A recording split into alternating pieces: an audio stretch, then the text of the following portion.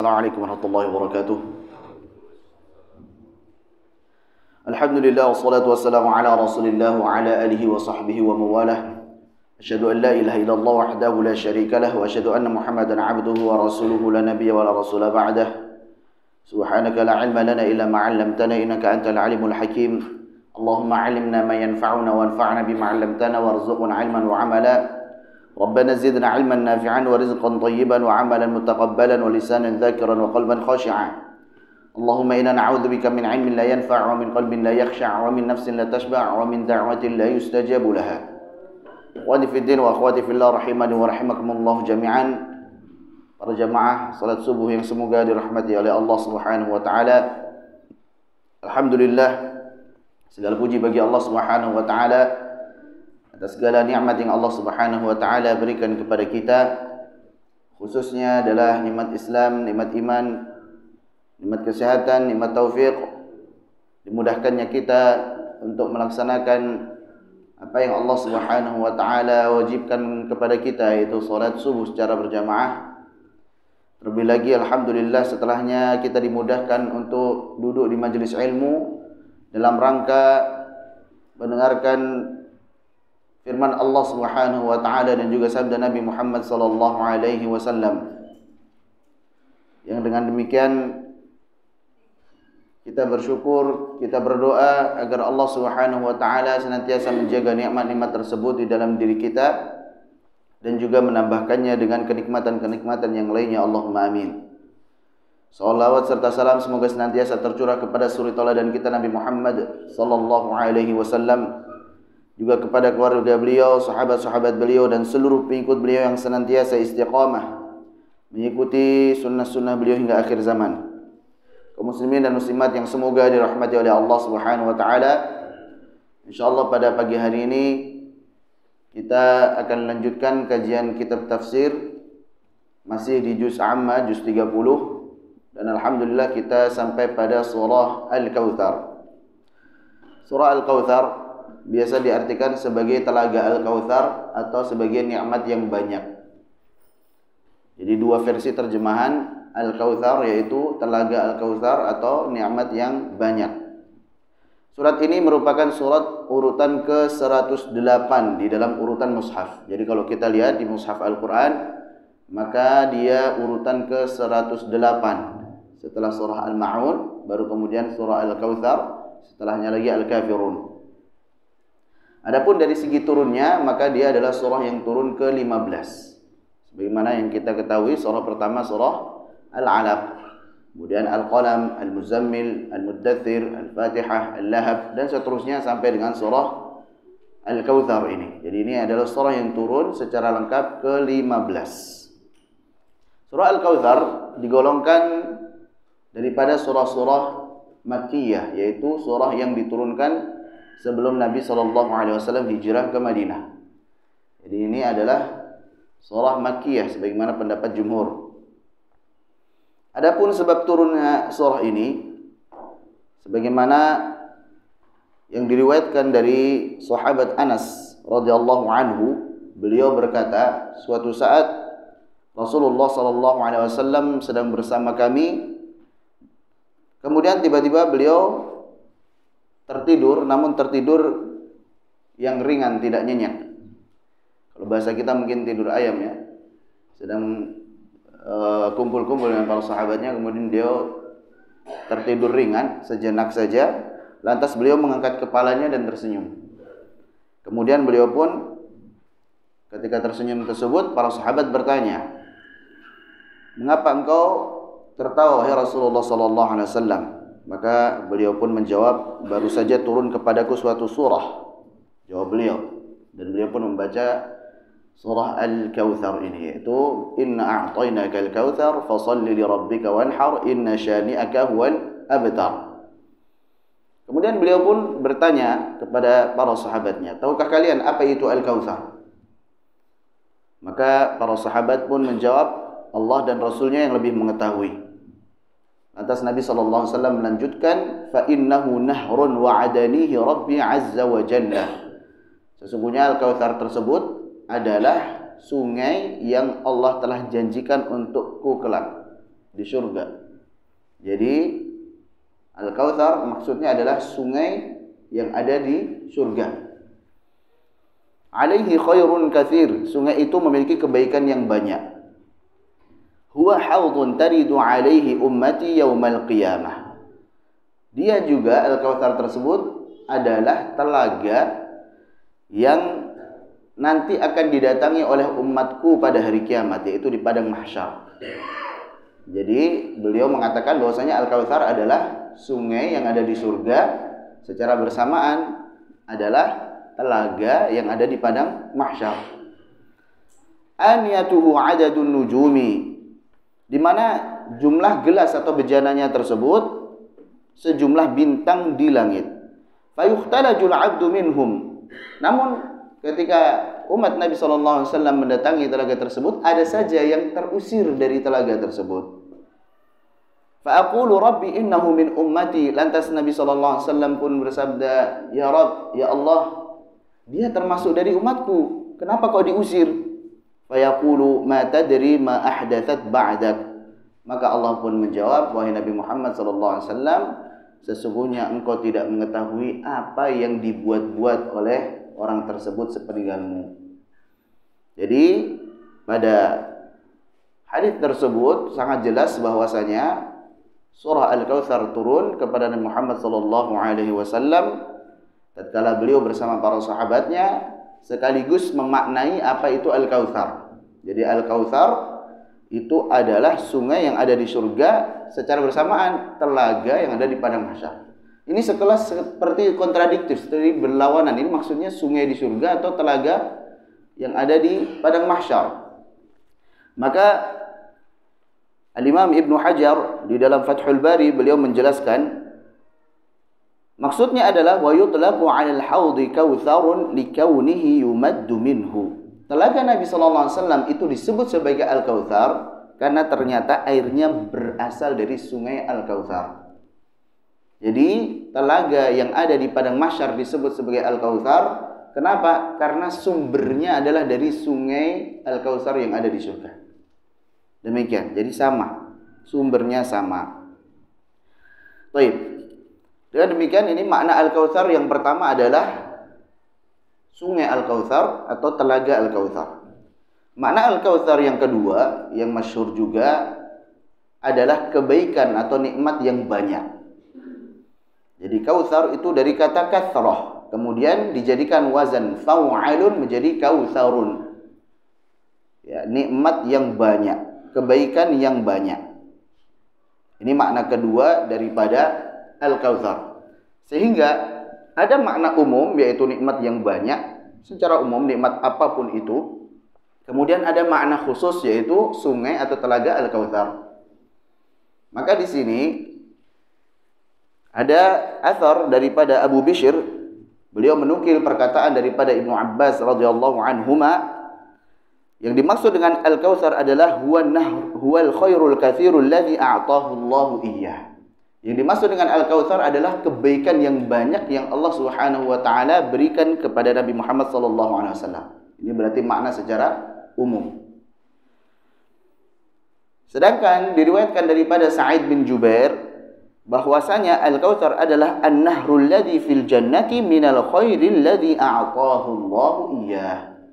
Sungai Al-Kautsar yang ada di surga itu adalah bagian dari kebaikan yang banyak yang Allah Subhanahu wa taala berikan kepada Muhammad sallallahu alaihi wasallam.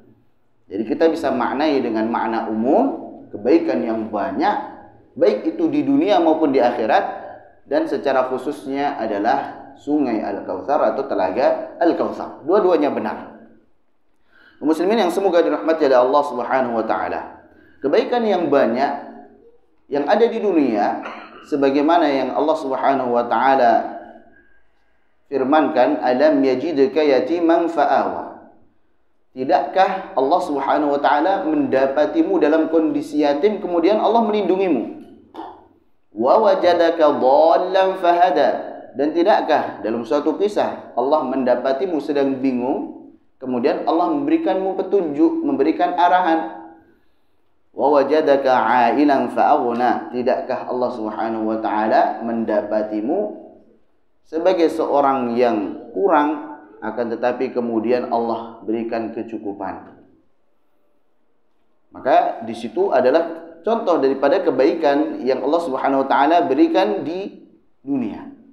Dan di antara yang diberikan Allah Subhanahu wa taala di dunia adalah wa innaka la'ala khuluqin 'adzim, dan sungguh engkau wahai Muhammad sallallahu alaihi wasallam benar-benar memiliki akhlak yang mulia. Jadi akhlak yang mulia termasuk daripada kebaikan yang banyak tersebut.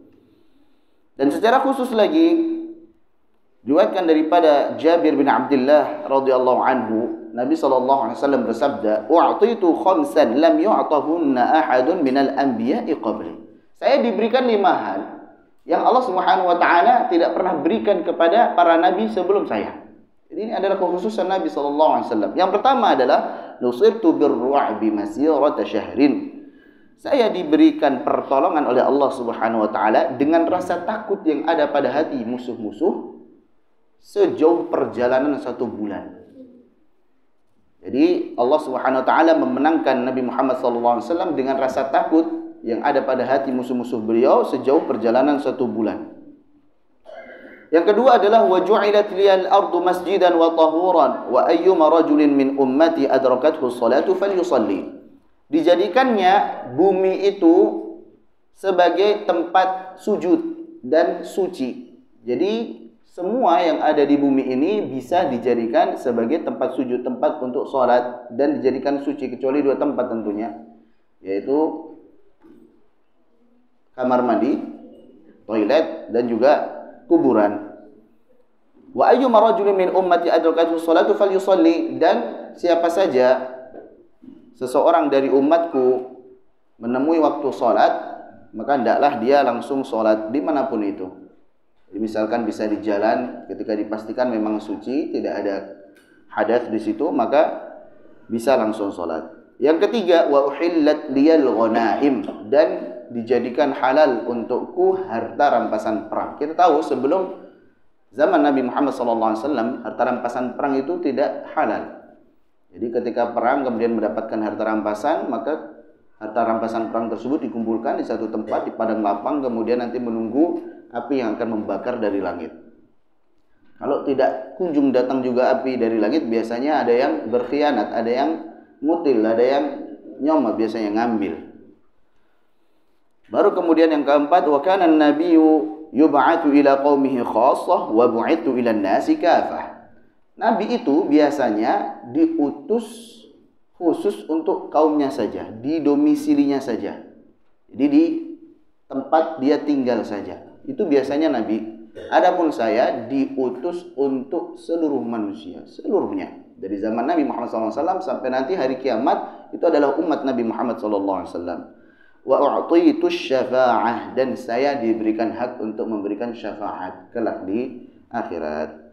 Itu adalah syafaat uzma, syafaat yang paling besar. Nah, itulah di antara kebaikan yang banyak yang Allah berikan kepada Muhammad SAW di dunia. Adapun di akhirat contohnya adalah sungai Al-Kautsar atau telaga Al-Kautsar ini. Kita bahas ayat yang pertama. Allah Subhanahu wa taala berfirman, "Inna a'tainakal kautsar." Inna, sesungguhnya kami, a'tainaka, telah memberikan kepadamu al-kautsar, nikmat atau kebaikan yang banyak, bisa juga apa? Telaga ataupun sungai Al-Kautsar. Pada ayat ini Allah Subhanahu wa taala menggunakan kata inna, sesungguhnya kami. Ini penegasan. Inna, sesungguhnya, ini penegasan.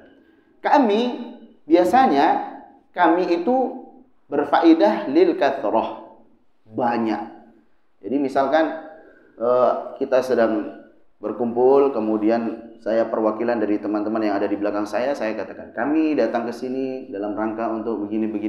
Ini lil kathrah, menunjukkan banyak jumlahnya.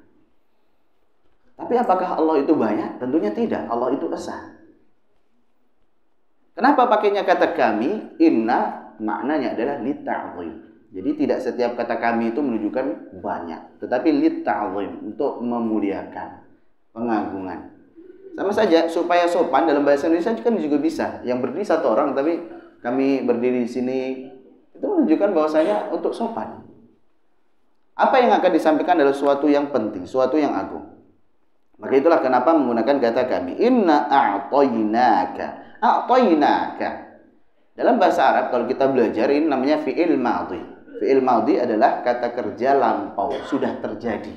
Berarti sungguh kami telah memberikan kepadamu. Jadi telah Allah sudah memberikan kepada Nabi Muhammad SAW Al-Kautsar, nikmat yang begitu banyak. Kenapa Allah Subhanahu wa taala berfirman seperti itu? Ini untuk menghibur Nabi sallallahu alaihi wasallam. Ketika Nabi Muhammad sallallahu alaihi wasallam dalam kondisi sedih, dicemooh oleh kaumnya, dicaci oleh kaumnya, apalagi ketika beliau meninggal oleh anaknya. Anak laki-lakinya meninggal semuanya dalam kondisi masih kecil. Abdullah, Al-Qasim, Ibrahim, ini masih kecil semuanya. Kemudian ada saja gembong Quraisy yang mengejek beliau, mengatakan butira Muhammad huwal abtar. Udah Muhammad itu terputus. Da'uhu faqad butira Muhammad. Udah biarin aja, toh juga nanti dia udah enggak punya apa? Keturunan lagi. Dia enggak punya penerus dari kalangan laki-laki yang akan meneruskan perjuangan dakwahnya tersebut. Jadi abtar itu maknanya adalah terputus, yang biasanya digunakan untuk hewan baik itu unta maupun sapi yang terputus ekornya. Kalau ini digunakan untuk manusia maksudnya dia tidak memiliki keturunan lagi, tidak memiliki penerus lagi dari kalangan laki-laki. Itu maksud daripada abtar. Nah, ketika beliau bersedih, Allah Subhanahu wa taala hibur, "Inna a'tainakal kautsar." Sungguh benar-benar kami telah memberikanmu suatu karunia yang banyak. Jadi banyak sekali kebaikan. Ini menghibur Nabi SAW. Bukankah telah kami berikan kepadamu kebaikan yang banyak? Baik itu di dunia yang telah disebutkan tadi. Engkau dulunya yatim, Allah lindungi. Engkau pernah bingung, kemudian Allah berikan arahan. Engkau pun pernah kekurangan, Allah Subhanahu wa taala cukupi. Allah berikan nubuwah. Tidak ada yang lebih utama yang diberikan Allah Subhanahu wa taala kepada seorang hamba melebihi nikmat nubuwah, nikmat kenabian. Engkau pun diberikan akhlak yang terpuji. Engkau pun diberikan kekhususan yang tidak diberikan kepada nabi-nabi sebelummu. Bukankah telah kami berikan semuanya itu? Ini untuk menghibur Nabi Muhammad SAW. Tidak perlu engkau bersedih. Tidak usah pedulikan apa yang mereka katakan. Maka ini kalau kita maknai apa? A'tainaka sebagai fi'il madhi yang telah terjadi, dan al-kautsarnya sebagai nikmat yang banyak. Tapi kalau kita maknai Al-Kautsarnya sebagai sungai ataupun telaga Al-Kautsar, maka itu belum terjadi. Jadi itu terjadinya di hari kiamat dan juga terjadinya di surga. Sedangkan di sini menggunakan fi'il madhi, kata kerja lampau, untuk sesuatu yang belum terjadi. Maknanya adalah litahqiq. Jadi kalau ada fi'il madhi, kata kerja lampau, untuk memberitahu sesuatu yang belum terjadi, itu maknanya adalah litahqiq, pasti terjadi. Atau litaqrib, sebentar lagi terjadi kok. Seperti misalkan kalau kita qad qamatis shalah, sungguh telah ditegakkan salat. Memang sudah salat? Belum, baru mau salat kita. Tapi pasti salat ini, kita udah berdiri, tinggal mau salat, ini litahqiq, pasti salat. Atau litaqrib, sudah dekat waktunya salat, ayo salat. Demikian. Itu kenapa menggunakannya fi'il madhi. Jadi inna a'tainakal kautsar. Al-Kautsar tadi kita sudah jelaskan terjemahannya ada dua, yaitu nikmat yang banyak secara umum atau secara khususnya adalah sungai atau telaga Al-Kautsar. Baik. Spesifikasi daripada sungai atau telaga Al-Kautsar tersebut digambarkan di dalam sebuah hadis yang tadi, bahwasanya bejana atau gelas-gelas itu sejumlah bintang-bintang di langit. Itu yang pertama. Kemudian pasirnya itu lebih harum daripada misk. Sedangkan warnanya lebih putih daripada susu. Dan rasanya lebih manis daripada madu. Barang siapa yang meminumnya satu kali saja, maka dia tidak akan haus selamanya. Man syariba minhu lam yadhma 'arduhu mithlu tulihi ma baina 'amman ila ailata ma'uhu ashaddu bayadan min al-labani wa ahla min al-'asal. Siapa saya yang minum satu kali saja, lam yadhma, tidak akan pernah merasakan haus setelahnya. Masya Allah. Sehingga kita berdoa kepada Allah Subhanahu wa taala agar Allah memberikan karunia kepada kita untuk bisa minum dari telaga Al-Kautsar atau sungai Al-Kautsar. Allahumma amin. Ada hadis dari Abu Wail dari Abdullah, Nabi SAW bersabda. Ini hadis yang memotivasi kita, memberikan harapan kepada kita. Di saat yang sama, hendaklah kita harus berhati-hati. Hati-hati nih, jangan sampai masuk daripada orang yang dikecualikan ini. Nabi SAW bersabda, Ana fatarakum 'alal haud. Saya menanti kalian di telaga. Saya datang dulu di telaga, nunggu kalian. Untuk apa? La yurfa'anna ilayya rijalu minkum hatta idza ahwaitu liunawilahum ukhtuliju duni. Agar aku nantinya menuangkan minum daripada telaga tersebut untuk kalian. Namun saat aku hendak menuangkan minum daripada telaga tersebut untuk kalian, maka ada saja dari orang-orang tersebut yang diusir dariku. Ukhtuliju duni.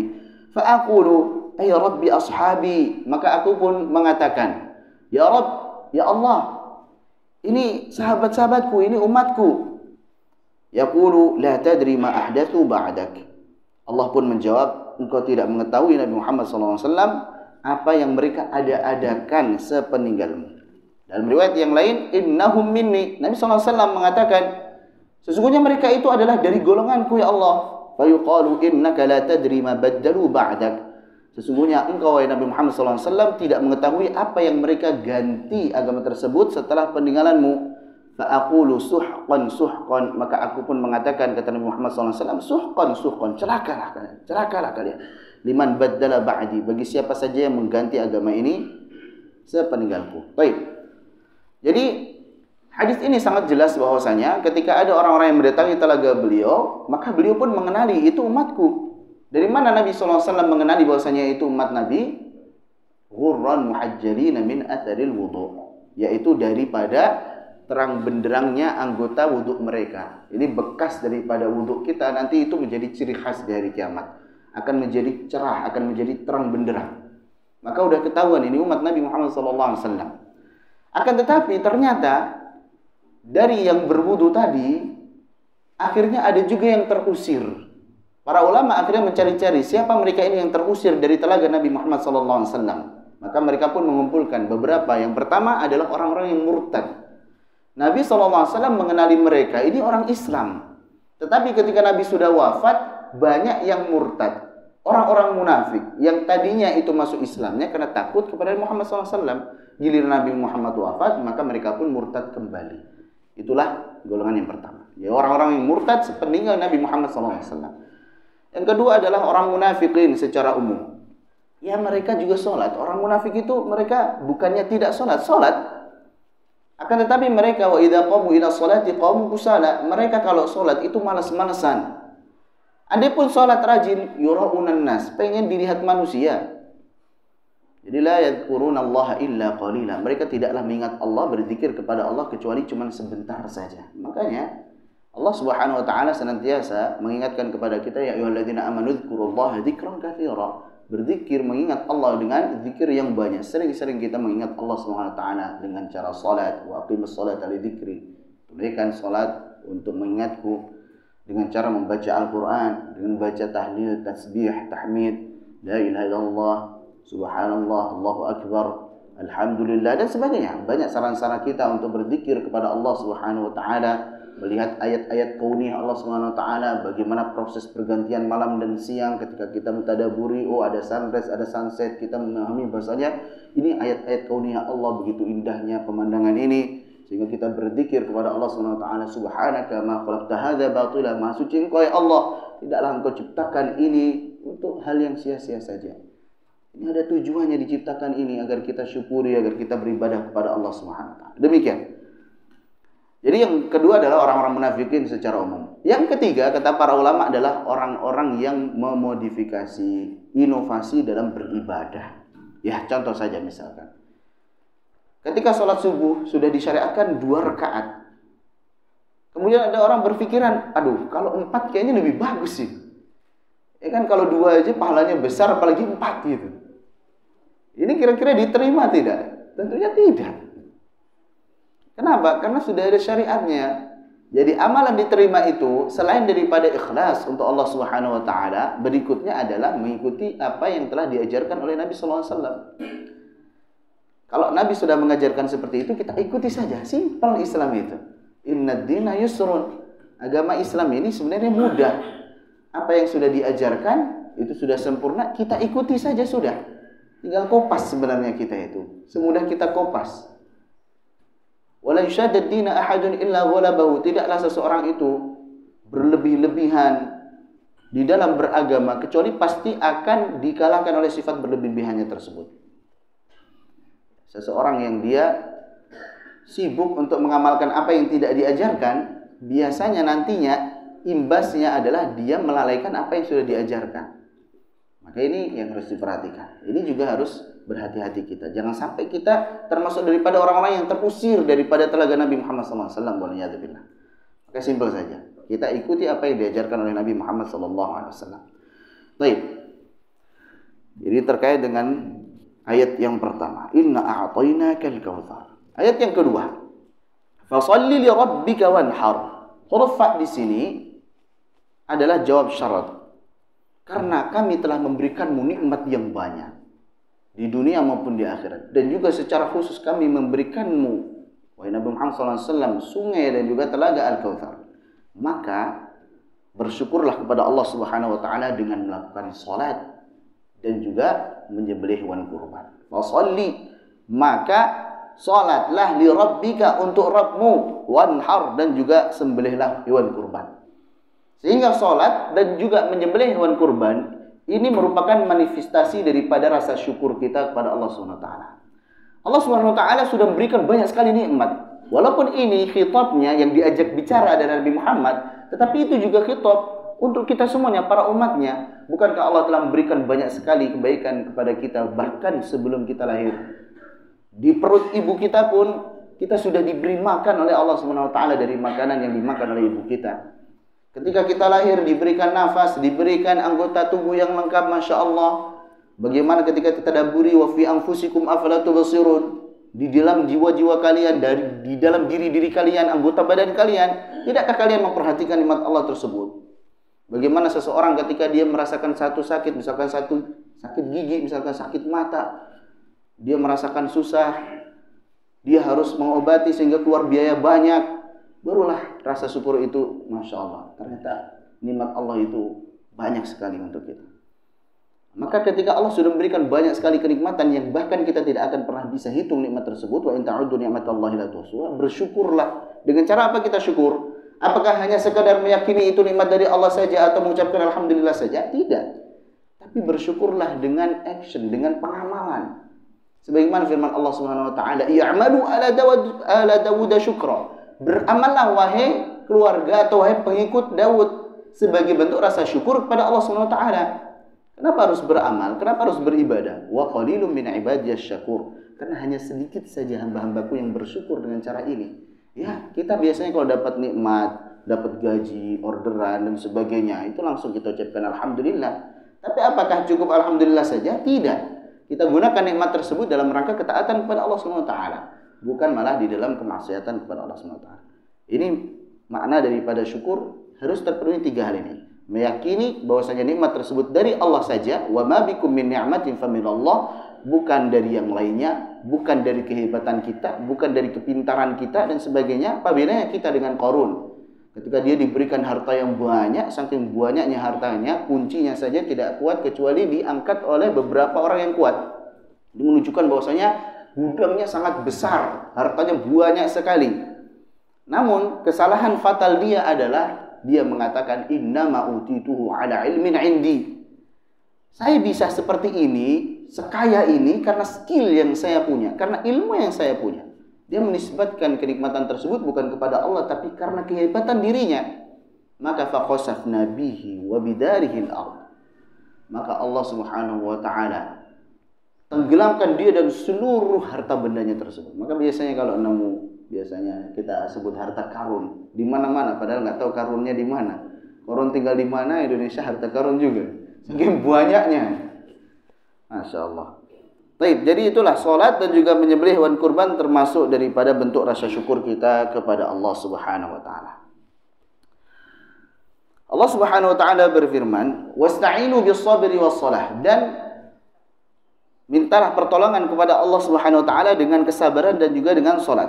Saat kita mungkin sedang pusing, gelisah, gundah, galau, hidup kita berantakan misalkan, pertama kali kita hamparkan sajadah, kita salat. Perbaiki hubungan kita dengan Allah Subhanahu wa taala, Allah akan perbaiki kehidupan kita insyaallah. Allah akan perbaiki hubungan kita dengan sesama makhluk insyaallah. Kalau kita bingung hidup kok berantakan banget nih, dari mana mulai memperbaikinya? Salat. Perbaiki antara kita dengan Allah, insyaallah Allah akan perbaiki semuanya. Dan di sini juga pada ayat yang kedua ini, fasholli li rabbika, salatlah untuk Rabbmu, karena Rabbmu. Ini menunjukkan bahwasanya salat itu harus ikhlas. Secara khusus salat harus ikhlas, dan secara umum semua ibadah memang harus ikhlas.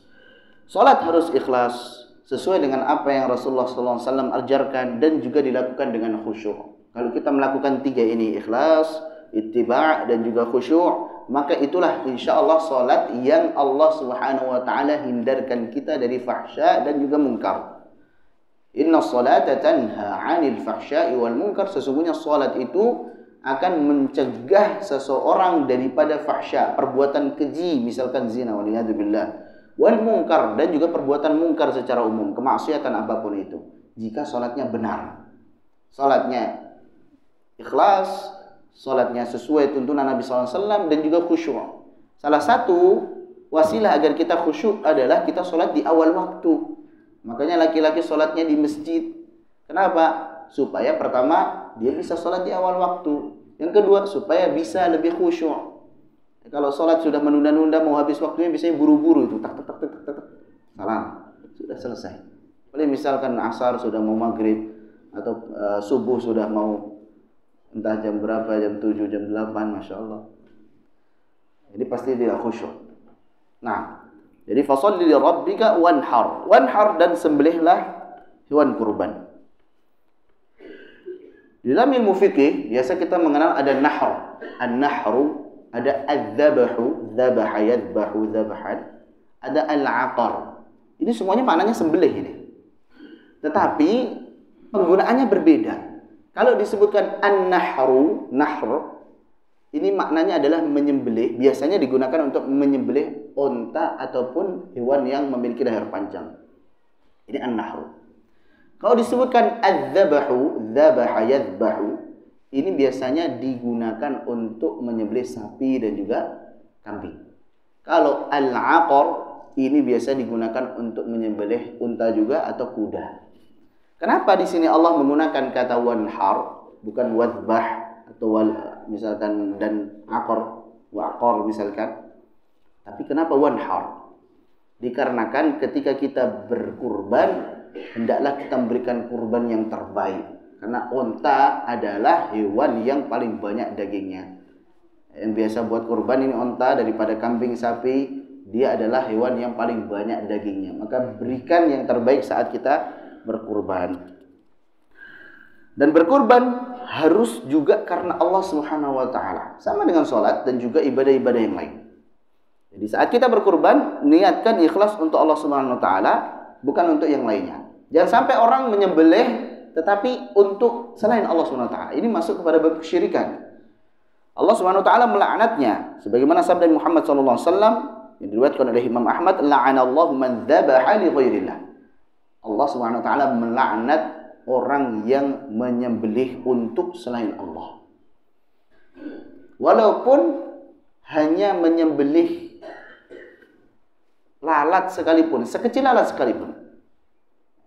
Sebagaimana kalau kita belajar di kitab tauhid biasanya masyhur kisah tentang orang yang berkurban dengan lalat.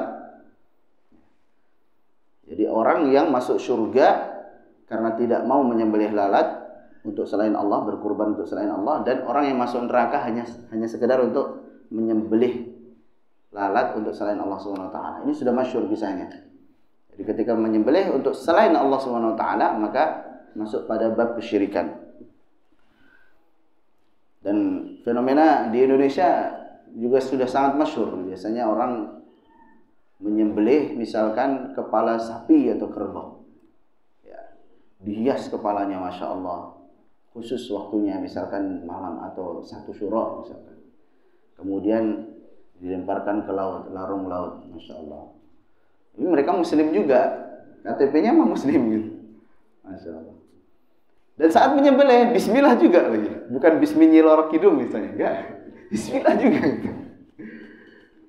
Tapi itu adalah hal yang tidak diperbolehkan.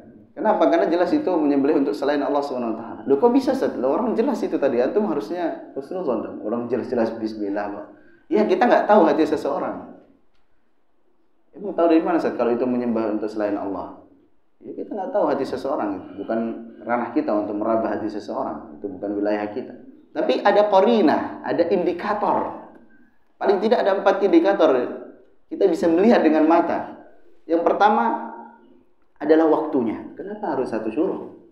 Kenapa enggak pas Idul Adha? Ya, jelas-jelas Idul Adha suruh kurban, enggak kurban dia. Jadi satu syuruh malah nyembelih gitu.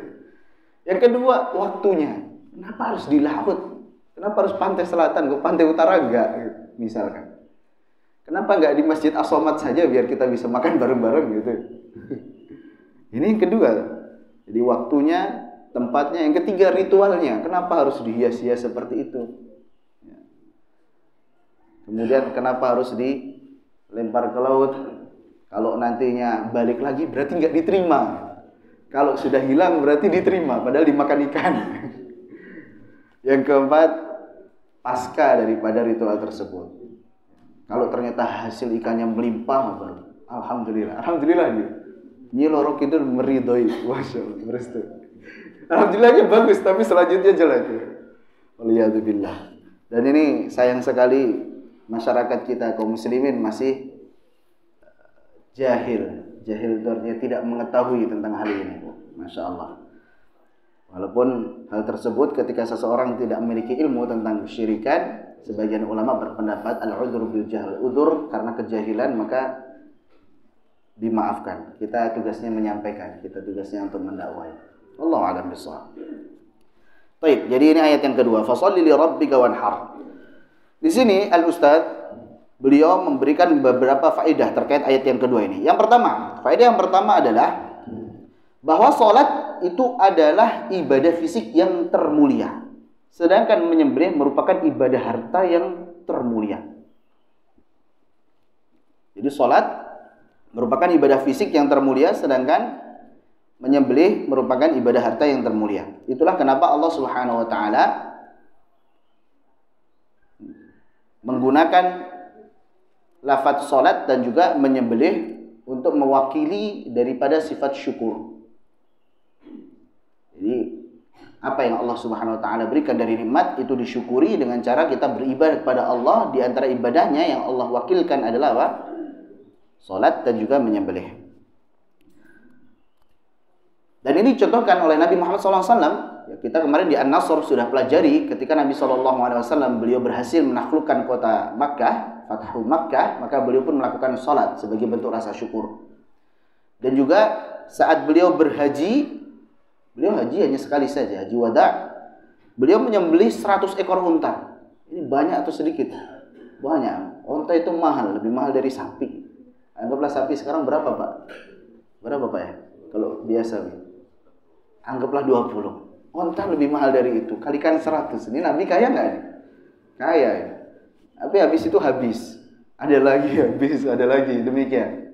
Karena Nabi SAW di antara ma'isyahnya, sebagaimana yang tadi sudah disebutkan, wa uhillat liyal ghanaim, dan dihalalkan untukku harta rampasan perang. Kenapa kok ada harta terus? Karena salah satu penghasilan beliau adalah dari harta rampasan perang. Itu halal untuk Nabi SAW. Itu kekhususan untuk Nabi Muhammad SAW. Nah itulah. Jadi Nabi SAW sebenarnya kaya, tapi banyak sedekah. Habis lagi, ntar ada lagi, habis lagi, demikian. Dan 100 unta tersebut 63 ekor untanya beliau sembelih sendiri. Ini bayangkan. Antum pernah nyembelih satu hari 63 sapi misalkan? Yang jaga di sini ada, Pak. Gimana capeknya itu ya? Mungkin 5-10 udah lumayan itu. 20 Masya Allah udah mulai gemeter-gemeteran. Ini 63. Ini menunjukkan apa? Nabi kuat. Nabi bukan lemah, bukan kelemar-kelemar loyo gitu. Nabi kan beliau orang yang lembut, orang yang sopan santun, iya. Tapi bukan berarti beliau itu loyo gitu. Beliau kuat. Al-mu'minul qawiyyu khairun wa ahabbu ila Allah minal mu'minil dha'if wa fi kullin khair. Mukmin yang kuat lebih bagus, lebih utama daripada mukmin yang lemah, meskipun keduanya memiliki keutamaan. Dan Nabi pun mengalahkan seorang yang merupakan jawara di bidang gulat di zaman jahiliyah, yaitu Suraqah. Ini juaranya saat zaman jahiliyah. Suraqah dikalahkan oleh Nabi SAW. Ini menunjukkan Nabi itu kuat. Dan Nabi pun berperang sebagai panglima. Kalau beliau ikut, ya beliau panglimanya. Ini menunjukkan bahwasanya Nabi pun kuat. Nah, seorang yang mukmin harus kuat juga. Kuat fisik, kuat ekonomi. Nah, karena dalam An-Nisa itu wal yakhshal ladina law taraku min khalfihim dzurriyyatan dhi'afan khafu 'alaihim falyattaqullaha wal yaqulu qawlan. Dan hendaklah seseorang itu sebelum dia meninggal, hendaklah dia takut. Wal yakhshal ladina law taraku min khalfihim. Seandainya meninggalkan di belakangnya generasi anak keturunan du'afan yang lemah, masih kecil-kecil tapi lemah mentalnya dan lemah apa? Ekonominya. Ini bahaya, kasihan nanti. Maka itulah kenapa kita dituntut untuk mempersiapkan juga secara ekonomi dan secara fisik. Kedua, Allah Subhanahu wa taala memerintahkan kita untuk menggabungkan kedua ibadah ini karena keduanya menunjukkan perasaan tawadhu. Jadi salat dan juga menyembelih ini merupakan bentuk rasa tawadhu. Kenapa? Karena membutuhkan Allah Subhanahu wa taala. Kita salat itu menunjukkan kita butuh dengan Allah Subhanahu wa taala. Bukan Allah yang butuh dengan kita. Kita yang butuh dengan Allah Subhanahu wa taala. Kemudian kuatnya keyakinan kita dan berprasangka baik kepada Allah bahwa Dia akan menggantinya dengan sesuatu yang lebih baik tanpa harus merasa kekurangan harta. Jadi ketika kita berkurban, ada rasa positive thinking, ada rasa husnudzon bahwasanya Allah pasti akan ganti kok dengan yang lebih baik. Jadi tidak perlu khawatir nanti berkurang hartanya dan sebagainya. Tidak, Allah ganti dengan yang lebih baik. Yang ketiga, Allah Subhanahu wa taala menjanjikan Nabi dengan sungai Al-Kautsar karena seolah-olah Allah mengatakan, wahai Rasulullah SAW, janganlah engkau bersedih karena luput sesuatu pun dari perkara dunia yang tidak ada apa-apanya dibanding ganjaran akhirat. Selalu walal akhiratu khairul laka minal ula. Dan sungguh pahala akhirat itu lebih baik daripada ganjaran di dunia. Wala sawfa yu'tika rabbuka fatarda. Dan sungguh benar-benar Rabbmu pasti nanti akan memberikannya kepadamu sehingga engkau pun ridha.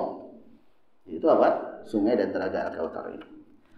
Ini juga diriwayatkan bahwasanya semua nabi itu sebenarnya memiliki telaga.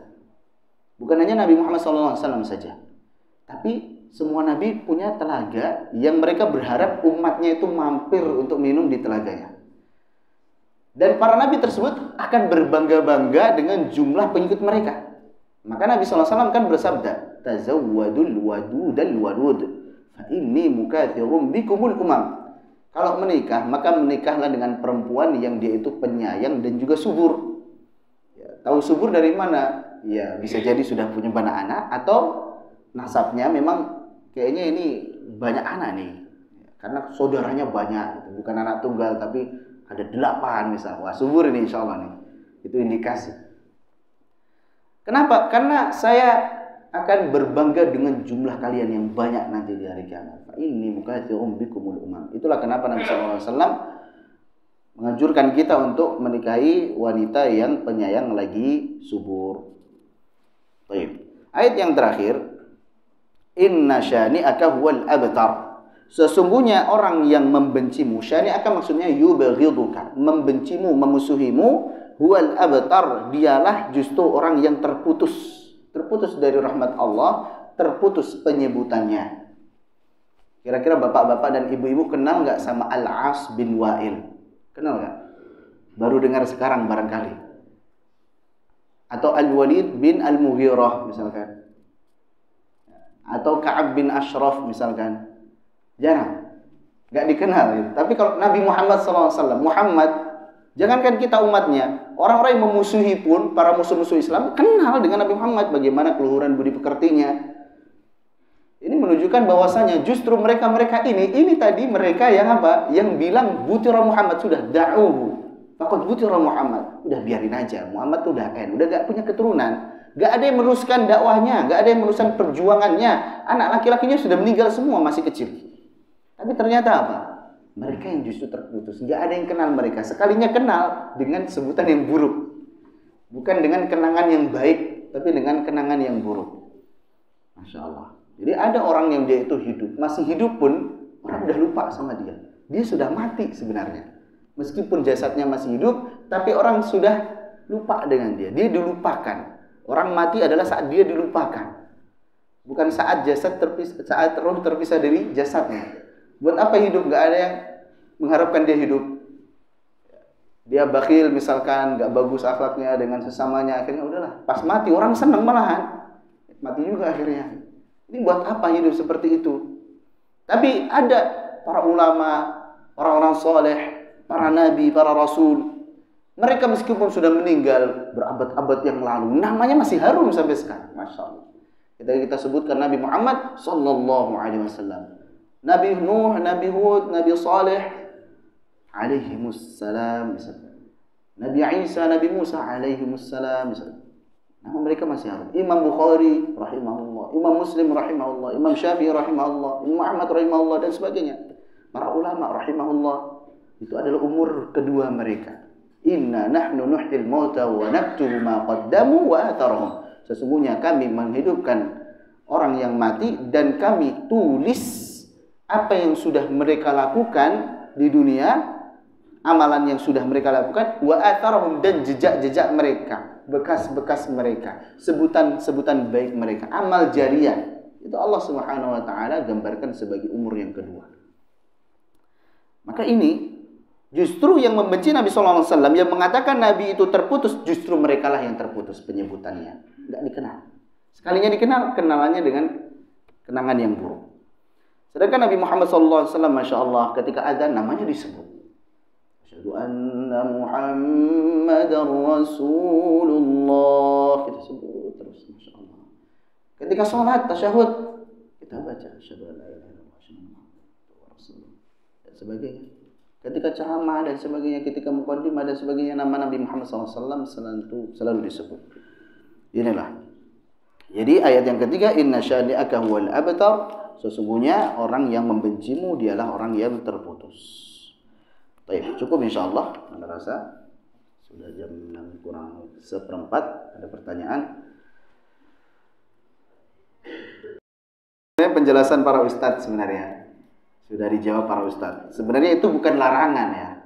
Ketika diteliti ternyata hadis keutamaan daripada membaca surah Al-Kahfi secara khusus di malam Jumat atau di hari Jumat itu ternyata lemah. Maka yang menjadi keutamaan adalah kita membaca surah Al-Kahfi tidak terikat dengan waktu. Surah Al-Kahfi itu memiliki keutamaan, di antaranya kita terhindar dari Dajjal, atau kita diterangi, diberikan nur, cahaya oleh Allah Subhanahu wa taala.